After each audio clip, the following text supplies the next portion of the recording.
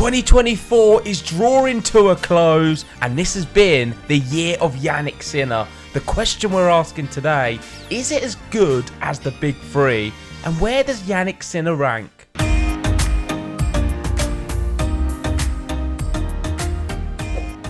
That's right, Jannik Sinner's year 2024, and finally we're doing a podcast to celebrate Jannik Sinner, and all the Italians out there are going to be thoroughly pleased by this. But the big question that we're asking, JG, on this episode is Jannik Sinner's 2024 season as good as the peak of the big three? And we're talking about, obviously, Djokovic, Nadal, Federer. So on this podcast, we're going to go back through, have a look at some of their records and compare. But I know there's going to be a few people jumping in the comments and saying, slow down, he's still a young guy. Statistically speaking, his season this year has been up there with some of the very best of the big three. Does that make him as good a player as them? Only time will tell. But the way he is going at the moment, I believe it is definitely a conversation to be had. We was going to do this podcast discussing who's had the better season, Alcaraz and Sinner. They've split the slams 2 apiece. But really, that's not even a podcast anymore, because it's a unanimous decision across the tennis board, across Game to Love, that Jannik Sinner has had the better season. The back end of the year, he's been so much better than Alcaraz, who's wobbled a little bit. He's doing it for his country on top of what Alcaraz is doing. Yeah. He struggled. He let Nadal down a little bit. I think that's harsh. But still, Sinner was there with Berrettini, and he inspires the other Italian players to do well. I was speaking to my dad about it, and he said how he's not seen Berrettini look so confident and assured and playing some fantastic shots. I know there was one you really liked, the sort of squash shot cross court. Yeah. I believe this is just stemmed from the confidence of Jannik Sinner. He's improving everyone around him. And the way he's playing right now is so good. Like, you'd expect him, if he can keep this going next year, to maybe win all of the slams. I don't want to get too ahead of myself, but he is that good where you're not sure where a loss is going to come. Medvedev's not going to do it. Djokovic is declining. Runer's not looking great. All of the young players, he seems to just be that step above. The Sheltons, the Drapers. He's played them a few times this year as well. It's just Alcaraz. He struggles against Alcaraz and has lost a few matches. But if Alcaraz doesn't bring his A game to start the year, then for me, you're going to see Sinner just have such a clean sweep of it all. Yeah, I think one of the main things that we need to speak about as well with Jannik Sinner is consistency and just how good he's been throughout the whole entire year, and the level just hasn't really dipped. And that's the one reason that we're having this discussion now, because the only time we've really seen this from other like men on the tour, I mean, obviously you can say women as well with the likes of Serena in recent years as well, but for just male tennis players, it's only the big three that have been able to emulate this exact same thing, which is going a whole season and finishing up on what is quite an amazing points tally, I think, for somebody of his age. He's finished on 11,830 points, which is pretty much 4,000 points above the number 2, which was Zverev in the end. Alcaraz ended up in 3rd. He's absolutely decimated the whole field, and it's just his game style. Everything looks so confident. He's, like you've alluded to this, it's just how well he plays pressure points as well. He's one of the best I think I've seen since the big three. I mean, we thought Alcaraz, but I think he's even better. I mean, I've not seen him look like he's flapping or even nervous when it comes to like real big situations in matches. And if he continues like that, and if he gets it like even better, oh my word, like you said, 4 slams in a year is possible with him, because you don't have the same challenges that the big three had, and he's only really got Alcaraz really challenging him. The others need to step up. That is the big difference between the Big Three era and now, there was a lot more competitors and challengers. And I'm not dismissing anyone on the tour. I think it's a good quality of tennis. But he just seems to be a lot better than the other players, aside from Alcaraz. I'm looking at his year in review, and I don't know if I'm going to bring up some stats as well to support it. But sure. It's got his own Wikipedia title now. 2024 Jannik Sinner tennis season. We've got the same with Rafael Nadal's 2010. Djokovic's 2015 and a few of the others as well. But just looking at his year, he started the year number 3, ended number 1, 8 calendar titles, fantastic on the hard courts.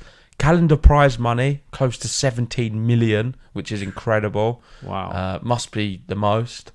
If you're adding, I'm not sure if that's including, of course, the Saudi Slam he did, ridiculous money.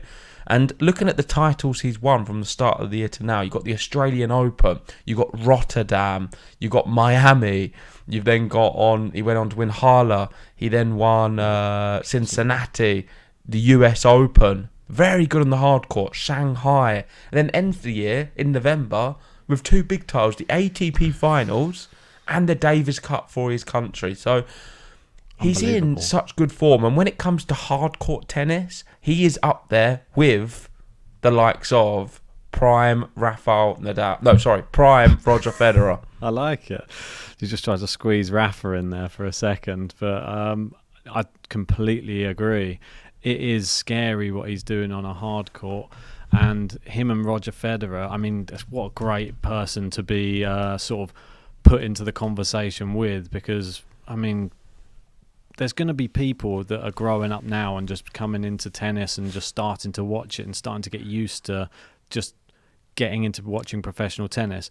They're probably not going to have seen what Roger Federer did, which is crazy to me, to think that you're going to have to go back and watch tapes now to see how good Roger Federer was. Because if you go back and watch the fact he won, 5 Wimbledons, 5 US Opens in that span of 6 years. He won them all back to back. I mean, it was just insane levels from Roger back then. Jannik Sinner's looking as devastating against who he's playing right now. I mean, there's been some other statistics that have been floating around as well. I think I even saw one which was, I know it was a statistic that was in, I think it was around September this year, because they were talking about his record against Medvedev and Djokovic at the same time the previous year, which was 0-6 against Medvedev and 0-3 against Djokovic. And the difference, a year went by. He's, I think, over the course of a year, he was like 9-1 against them the next year, which is that's just an insane turnaround for 1 year on the tour. Jannik Sinner bringing the heat, and I feel like Djokovic won't want to play him. Medvedev won't really want to play him right now. Alcaraz is the only one, really, that I can see challenging him on any surface at the moment. Yeah, I'm looking at the head-to-head matchups this year. So he was 73-6 for the season, and you've got all of his head-to-head matchups. So he played Daniel Medvedev, it looks like the most, 6 times. Beat him 5, lost 1. Greek Sport, he played 4 times, beat him all 4. Dimonor, all 3. Fritz, all 3. Ben Shelton, all 3. And even if you're just looking at them players I've named, these are top players. You're looking at Shelton as the guy who's going to be breaking in to be one of the top players, to be competing for slams. Fritz has had his best ever season, looking as good as ever, his career high. Grigor Dimitrov's had his best ever season, a seasoned player. He's not lost to these guys once. It's incredible. Novak Djokovic, 2 and love. He's lost a match to Rublev in here, and of course the big one is Alcaraz and Tsitsipas. Believe it or not, he played Tsitsipas once, lost all 3 to Alcaraz. Yeah, I mean Alcaraz is the main name, isn't he? I mean, that's the one matchup, and I know you've said it so many times, that is the one match in tennis that everybody wants to watch right now, because it's the most competitive and it's the the only one when they get on the court where you don't really know who's going to win, which is actually quite refreshing for a change to have that. Like when Sinner plays anyone else, I don't want to be disrespectful during that Davis Cup, but whoever he played, you just knew he was going to win. Yeah. It wasn't really that competitive, even in the ATP finals as well. He got to the final, he's playing Fritz again. He already beat him in straight sets. You knew he was going to beat him again in straight sets. It just wasn't close. He's levels above all of these other players right now. And his team, brilliant team around him as well. I think with every top player, you need a strong team and they're like a family. He's got the best team around him, clearly, out of everybody. Maybe Djokovic has a better team now. Andy Murray is him, but I don't know. Sinner definitely has it's the right blend. And that's the main thing. He's obviously got... he's not listening to the outside noise. There's been a lot of noise. Bear in mind, this is a year. It could have all fallen apart from here in the middle of the year due to all of those doping allegations. Went on, completely disregarded it, had the best season of his career. Yeah, let's speak about the doping stuff towards the end. I want to focus on comparing Jannik Sinner to the big three. Here you go. We've got Tennis TV putting it out saying, where do you rank Jannik Sinner's 2024 amongst the greats? You've got Federer's 2006 season, Nadal's 2010. You could have used 2008 as well. Djokovic 2015 and Sinner's 2024. So, starting with Roger Federer, probably the most remarkable. I don't think anyone can really dispute it. The king of the hard courts, went on a crazy run, didn't look like he was going to lose. 94.8 win percentage, 3 Grand Slams, 12 titles, year-end number one. Nadal, 71-10, so that's an 87.7% win record. 3 Grand Slams, 7 titles, year-end number one. Djokovic, which was 2015, so one of the more recent ones, 82-6. Very, very impressive. We remember it. It wasn't that long ago at all. And this guy was just... We thought then Federer's not going to have a chance in any slams. Djokovic's going to be able to, the guy to get rid of him. Federer did manage to do it. 3 Grand Slams, 11 titles. And now Jannik Sinner, 73 wins, 6 losses, 92.4. So higher than Nadal's. 2 Grand Slam titles, 8 titles, and a Davis Cup. Year-end number one. Yeah, you can definitely see that the fact that if you're good on hard courts, then you're going to be picking up more titles, it probably looks like. I mean, Rafa obviously being so good on the clay, it means the percentage goes down a bit, but the fact he was still able to win 3 slams is just a testament to him being just that good as a tennis player. So, and being able to dig in the big matches. I mean, it's that Federer one. I mean, we've got to stop and talk about the Federer one. I mean, Federer we don't speak about enough, obviously, just because he was the first to retire out of the big three.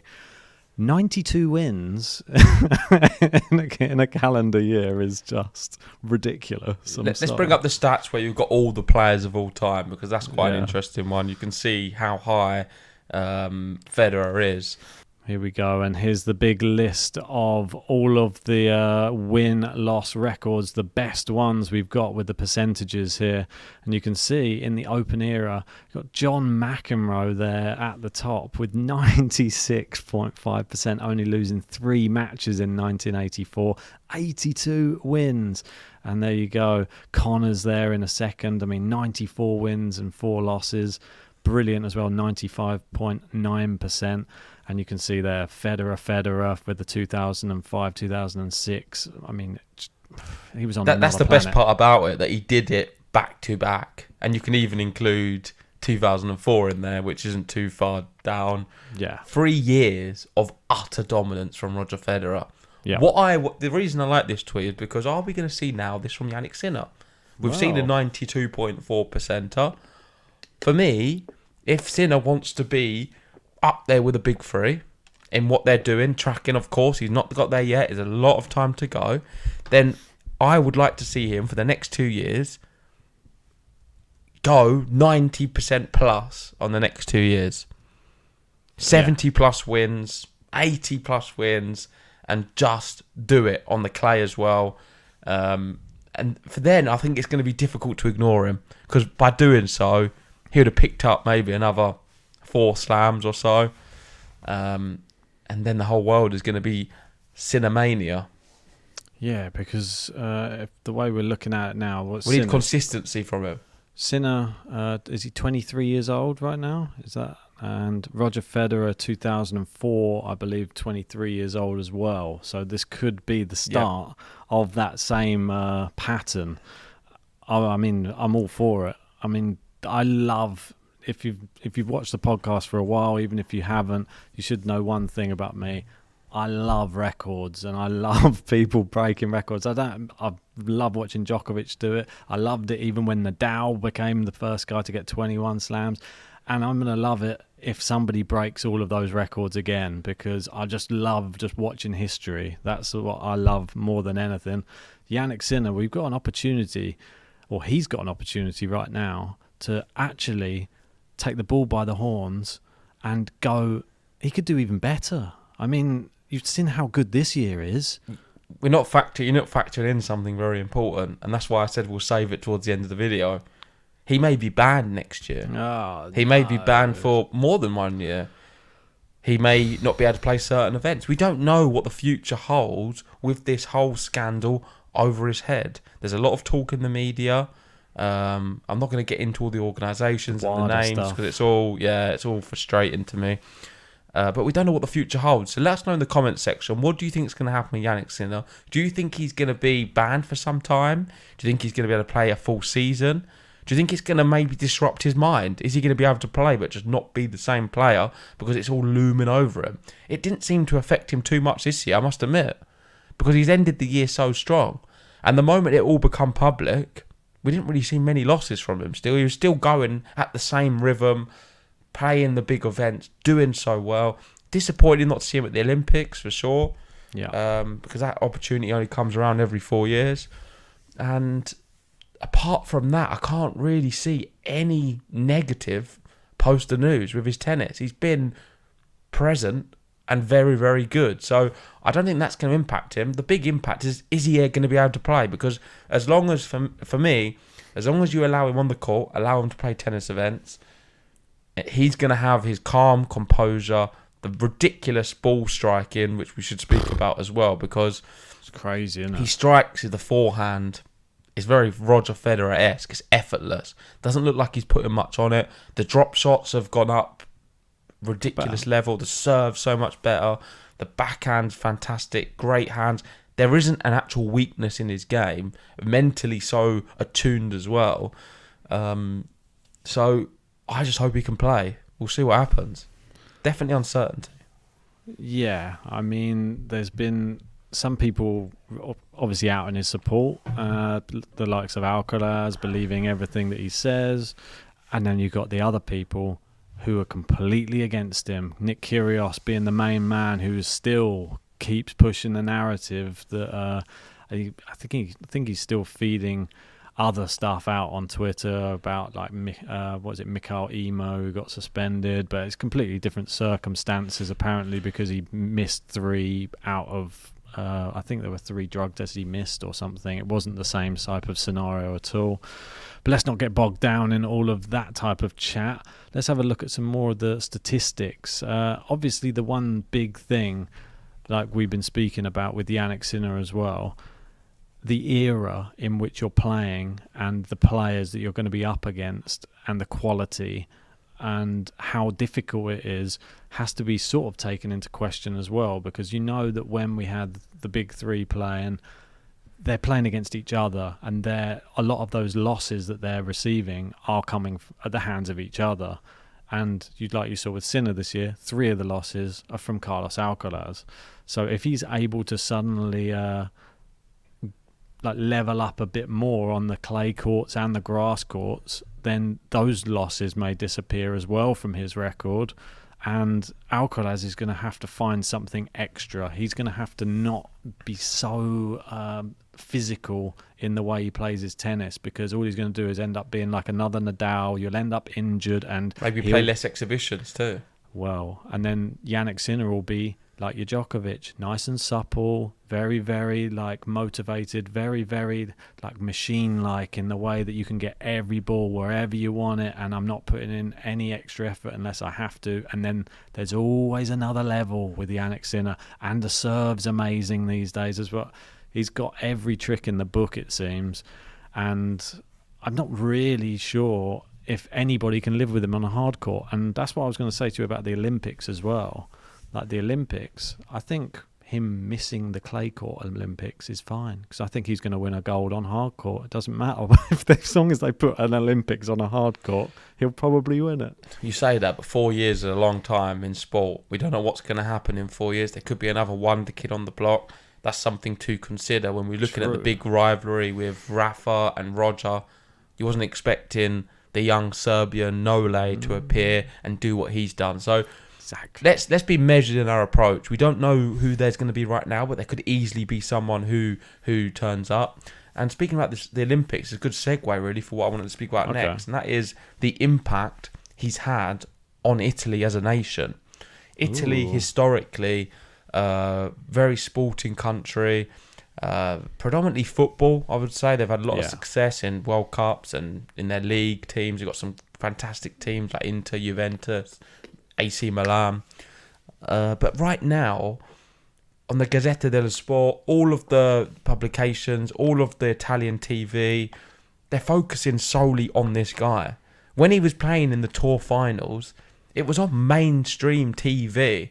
Yeah. It had ridiculous amount of people watching. Everyone was there. It's on the front of every newspaper. And you can see, this was just him after the ATP finals. I don't have a tweet that illustrates the one for the Davis Cup, but it was pretty much the same, if not bigger. Yeah. He is a celebrity. He is a national icon of Italy at such a young age. And maybe because they're not doing so well in the other sports, but they're becoming tennis mad as well. Yeah. I mean, I don't blame them. So one other thing, sorry to add, look at the women. They've won the Billie Jean King Cup as well. They have indeed. Jasmine Paolini been to the final of 2 slams last year as well. No one saw that one coming. So it's great to be Italian right now. What can you say? I mean, it is. Everybody should have their time, but I think Italy have been well overdue to be having some real top tennis players on the tour, and I'm happy for them, and especially with somebody who I think they're both really good role model type people. Both of the people they've got at the top of each of the men's and the women's. Jannik Sinner, you can see the way he conducts himself, very professional, and Jasmine Paolini, just a bundle of fun. I think that she's great, and I love watching her. I think she's great in interviews and just a little fighter on the court. So brilliant stuff. Some more statistics I want to bring up as well. There's plenty of them for Jannik Sinner, and it says 100% stat of the day. This is from Philip A, saying no one shall pass, and Sinner has won all 2024 matches versus players outside the top 20. 47 wins, 0 defeats. 4 other players are above 85%: Zverev, Djokovic, Medvedev and Alcaraz. There you go. So, and the worst ones, I don't know why he has to put them in the worst gatekeepers. Rublev, not surprised by that. Rublev, Fees and TFO, who have struggled versus lower-ranked players. Rublev wants to forget this year, most definitely. But yeah, you can see there, that just goes to show what level he's playing at. There's no slip-ups. This is what happens with those big 3 players as well. This is exactly what happens. They play those run-of-the-mill players. If you're outside the top 20, you're still very, very, very talented, but you're just not even close on a level. Like, it's just, he'll beat you like straight sets every Grand Slam, every match he probably plays one of these top 20 players. I mean, this is a guy who didn't lose in straight sets the whole year. He leveled, Federer's record. He's the only other person who's done it, this one. It's just a crazy statistic that we thought, Roger, well done, but the fact Yannick's now done it, he can probably do it Second man again. in history to play an entire season without a straight sets loss. Him and Roger Federer, incredible record to have, and just shows the consistency week in, week out. If you go back to the other one, I had something to say. No worries. Let me just find it again. I think this is a really good reason as to why we couldn't compare the Alcaraz and Sinner season and why Alcaraz will never be on top. Because this year he faltered against players you'd have expected him to beat. The big one was that one against Butik van der Zandschulp. It wasn't a good performance from Alcaraz, and there was a few of them moments this year, whereas you don't see Jannik Sinner do that. Alcaraz was a bit hit and miss, despite him having such a great year. And I don't want to take anything away from him. He is by far the second best player in the world. I think he is better than Zverev, despite Zverev finishing a little bit higher. And I think Medvedev is not as close to them guys at the moment as what he was. But Sinner just beats all these players where Alcaraz can lose. Yeah. I mean, I think that the one thing to take away from that, though, is obviously Jannik Sinner, he's 23 years old, and Carlos Alcaraz is only 21 still. So he still has a couple more. Bear in mind, he's won 4 slams already, and he's 21. He's won more than what Sinner has. But Sinner's trajectory in the getting there has been, and this tweet probably sums it up perfectly, so I'm just going to go on to this one next, is how he's improved over the years. And you see 2019, 52.3%, 2020, 63.3%, 2021, 69%, 2022, 74.6%, 2023, 81%, and then 2024, 92.4% win ratio. You see how that's constant growth. And that's what you want. That's exactly like when we were talking about Sinner before. We were like, he's a bit flaky. He's just like, he looks weak. He's a bit skinny. He's not got the muscle. He's just been gradually building. Remember when he won a 250 for the first time, we were like, wow, I'm impressed. Then he won a 500. You're like, he didn't just go like, he always like the next step, isn't he? It's been the very professional way of building a career. It's completely opposite to Emma Raducanu, who ended up shout out at the summit of Everest, and ever since has just been falling down Everest. Yeah, I mean, I don't think that that's the best way to really start your career, is start at the top, because you can only ever go down. It's not her fault. She's had a fantastic US Open, won that, but then since it's been tough. With Jannik Sinner, he's been gradually building his way up. And if you're looking at this, 2025, you'd expect him to have maybe, one loss? Or go unbeaten? Could we see an unbeaten season from Jannik Sinner next year? Well, will we see anyone ever do an unbeaten season? I think that's got to be probably one of the most difficult things in sport, to be honest, to go unbeaten a whole year in tennis. If you're playing around 80 tennis matches and you don't lose one, that would be seriously impressive. I still borderline impossible. Borderline impossible, yeah, because injuries, like staying fit. The only way I could see it happening is if he hand-picked and didn't played about 50, he could probably do it. But if we want to see him, even then, that's not that likely, because it means he's going to play all the slams. So he'd won all 4 slams. But then you've got to play consistently as well, and you've got to keep playing to keep the consistency. So if you don't play all the time, then maybe your consistency's not there. So maybe the other players can catch you a bit cold. There's a lot of things. I would like to see somebody else come onto the scene. I know that we're saying obviously Alcaraz and him are the top 2. I would like to see some. I mean, I know we've got Zverev. I know we've got the other. I would love to see a new fresh person. face. Yeah, like if Draper could be one of those people, it'd be brilliant. But he's just not. Could be. He could be. No, he's had a good year. He's a good player, Draper. He's had a great year, but I just need to see a little bit more conditioning. That's the one thing. He's got all the game. He just needs a few. Yeah, but that's tweaks. what Sinner was like. It's exactly the same. Sinner was very weak at these early years, 19, 20. Maybe 21 as well. He suffered 5 sets, 4 sets in a slam. The back end of slam, fatigued, a bit too skinny, a bit weak, a bit fragile. Similar to Draper, really. Remember, can't handle the heat. But US now, Open completely different. I think Draper has got a really good shot. I thought it was brilliant at the US Open, and even though he wasn't he sick 3 times or something in that match? Yeah. Was it the US Open semi? But I thought it was just credit to him. The old Jack Draper would have probably just retired from that match. And yeah, he fought through it. Yeah, he fought through. He looked physically awful, like exhausted, but the passion, that's what we were after as tennis fans. You want to see somebody like leave it all out there on the court, and you can't ask for anything more. So that'll give him like confidence going forward, knowing he pushed his body a little bit further than it's used to going, and he actually still completed the match, which I thought was admirable. Can he be as good as the big three? I don't know. Or can he be another Andy Murray? I don't know. Well, let's round it all up then. Get back to the beginning of the video and speak about the title. Would you put Jannik Sinner up there with the peak big three level of tennis? Is he producing that level in 2024? Statistically, it's hard to argue. I think what we need to do is see if he can do it for a few more years. He's very early in his career. It is reminiscent of Federer 2004.